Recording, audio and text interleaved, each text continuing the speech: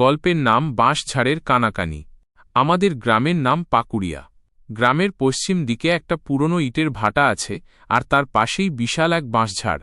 দিনের বেলাতেও ওই বাঁশঝাড়ের ভেতর দিয়ে হাঁটলে গা ছমছম করে, সূর্যের আলো মাটি পর্যন্ত পৌঁছায় না বললেই চলে। ঘটনাটা গত শীতের। গ্রামের নতুন মাস্টারমশাই সমীরবাবু টিউশনি শেষ করে ফিরছিলেন। তখন রাত প্রায় 11টা। গ্রামের হিসেবে অনেক রাত। কুয়াশায় চারদিক সাদা হয়ে আছে। টর্চের আলোয় এক হাত দূরের জিনিসও ভালো দেখা যাচ্ছে না। শর্টকাট নেওয়ার জন্য তিনি বাঁশঝাড়ের সরু আইল পথটা ধরলেন। কিছুদূর যাওয়ার পর হঠাৎ তার নাকে একটা পচা গন্ধ ভেসে এলো, অনেকটা পচা মাছ বা বাসি ফুলের গন্ধের মতো। তিনি ভাবলেন হয়তো কোনো মরা জন্তু পড়ে আছে। তিনি হাঁটার গতি বাড়িয়ে দিলেন। হঠাৎ কক কক করে একটা অদ্ভুত শব্দ হল মাথার ওপর। সমীরবাবু থমকে দাঁড়ালেন। টর্চের আলো ওপরের দিকে ফেলতেই দেখলেন বাঁশগাছের একেবারে মগডালে বিশাল একটা কালো মতো কিছু বসে আছে। পাখির মতো মনে হলেও আকারটা মানুষের চেয়েও বড়। ভয়ে তার বুক ধড়ফড় করতে লাগল। তিনি ভাবলেন চোখের ভুল। আবার হাঁটতে শুরু করলেন, কিন্তু এবার মনে হল কেউ যেন তার ঠিক পেছনেই হাঁটছে। শুকনো বাঁশপাতার ওপর মড়মড় করে পায়ের শব্দ হচ্ছে। তিনি ঝট করে পেছনে ফিরলেন। কেউ নেই, শুধু কুয়াশার চাদর আর বাঁশগাছের ক্যাঁচ শব্দ। তিনি আবার সামনে ফিরতেই চমকে উঠলেন।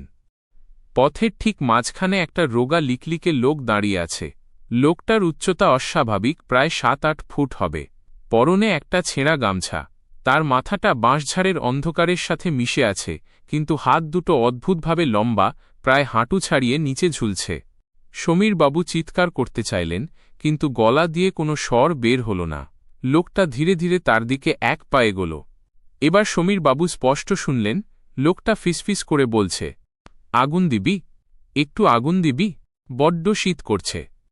সমীরবাবু পকেট থেকে দিয়াশলাই বের করতে যাবেন, এমন সময় দেখলেন লোকটার পা মাটির সাথে লাগানো নেই।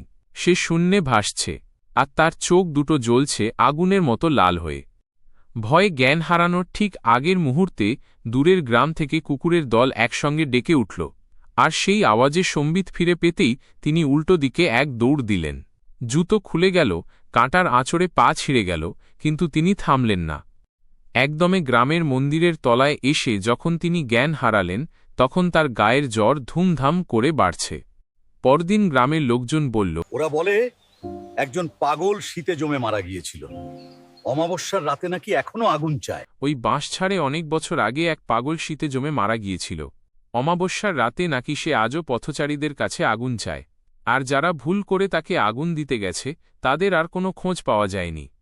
সমীরবাবু সুস্থ হয়েছিলেন ঠিকই, কিন্তু সেই ঘটনার পর তিনি আর কোনোদিন ওই বাঁশঝাড়ের ছায়া মাড়াননি। আজও পাকুড়িয়ার সেই বাঁশঝাড়ের পাশ দিয়ে রাতে কেউ গেলে নাকি নাকে সেই পচা গন্ধ আর কানে সেই ফিসফিসানি ভেসে আসে, আগুন দিবি? একটু আগুন দিবি?